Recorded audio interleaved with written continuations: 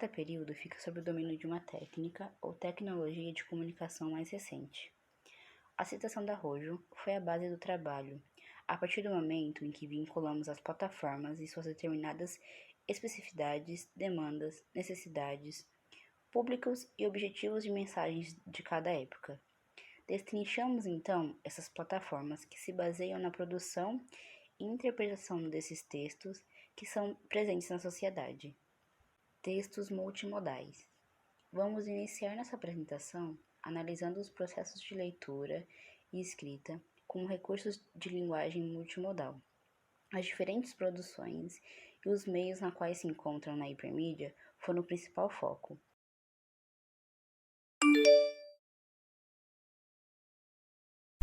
Utilizando o Twitter como exemplo, este que é característico pela partilha de pequenos comentários, nesse caso sendo os tweets, ainda assim, dentro da plataforma são suportadas publicações que envolvam áudios, vídeos ou até mesmo imagens. Porém, apesar disso tudo, o engajamento que vem por parte dos seus usuários consiste majoritariamente da presença do texto escrito. A principal demanda e característica do Twitter é criada da necessidade que o usuário tem de administrar os caracteres para cada uma de suas publicações. Isso se deve pelo fato de que a plataforma tem uma presença de caracteres muito diminuída quando comparada às outras redes sociais ou até mesmo a sites. Então isso faz com que o indivíduo tenha que pensar meticulosamente sobre o espaço que ele tem para conseguir encaixar a sua mensagem de uma maneira concisa.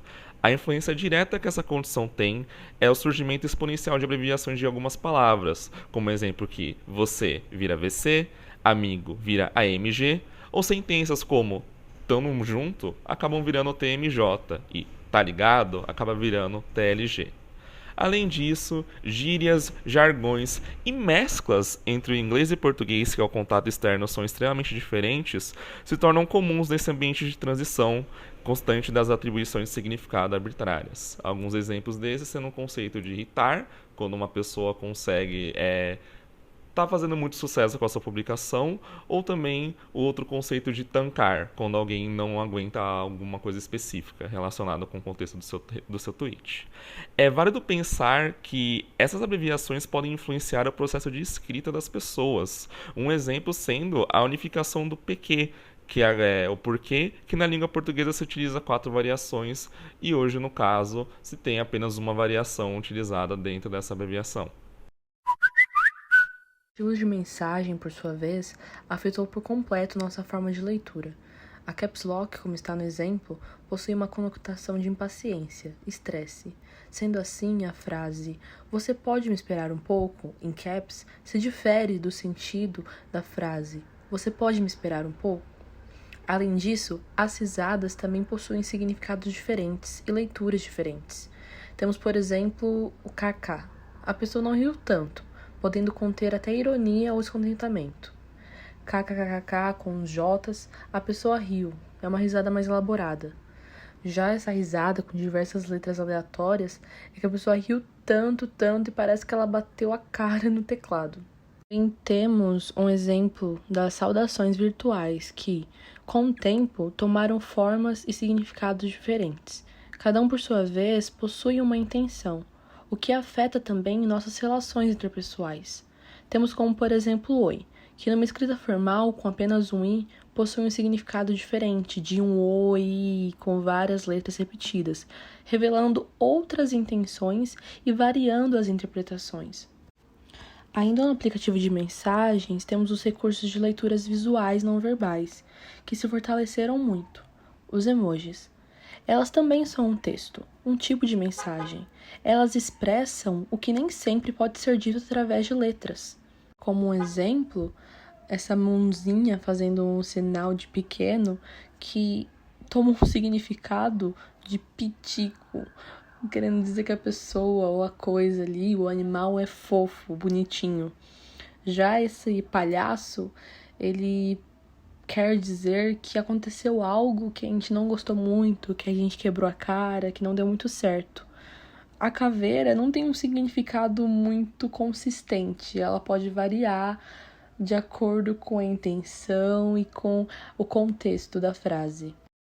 Por fim, temos as figurinhas, que podem mesclar textos verbais e não verbais, e vão desde mensagens claras, como um boa noite mais estilizado, até uma imagem desconexa, com textos desconexos, por exemplo, um chinelo, escrito Pedro, ou uma montagem do atual presidente completamente sem sentido ou sem significado algum.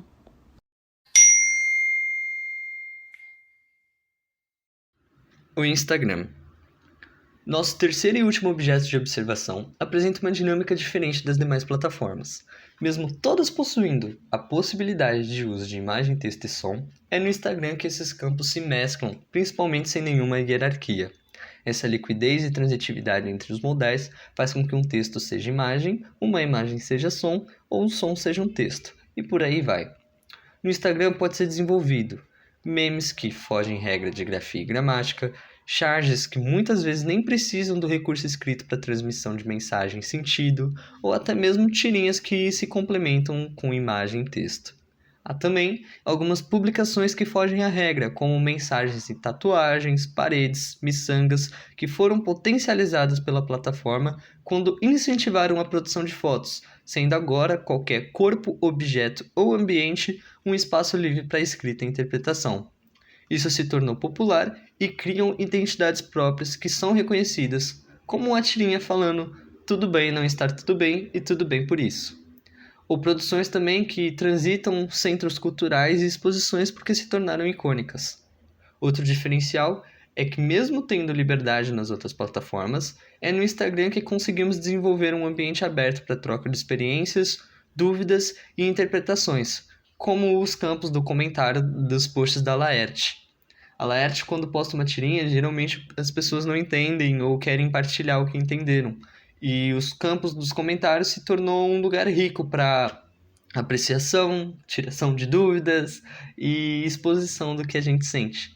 Aqui nos exemplos que trouxemos, foi uma tirinha bem famosa da Laerte, e que o pessoal ou tá fazendo um comentário falando Laerte é incrível, ou falando não entendi nada, ou só trazendo a interpretação que pode variar de pessoa para pessoa.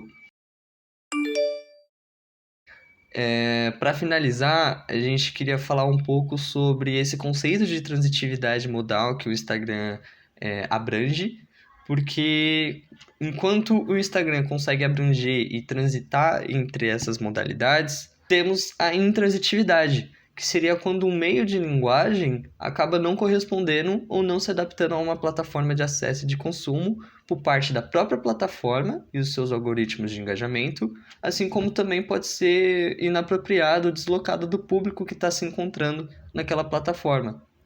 Uma imagem com texto faz muito mais sentido no Instagram e não pode fazer tanto sentido no Twitter, sendo que se é uma imagem com texto, por que não pode ser um tweet? Cada plataforma vai ter uma demanda diferente, porque tem necessidades diferentes, e as produções vão ser diferentes porque o domínio que está presente naquela técnica e naquela tecnologia está sendo considerada só naquele espaço.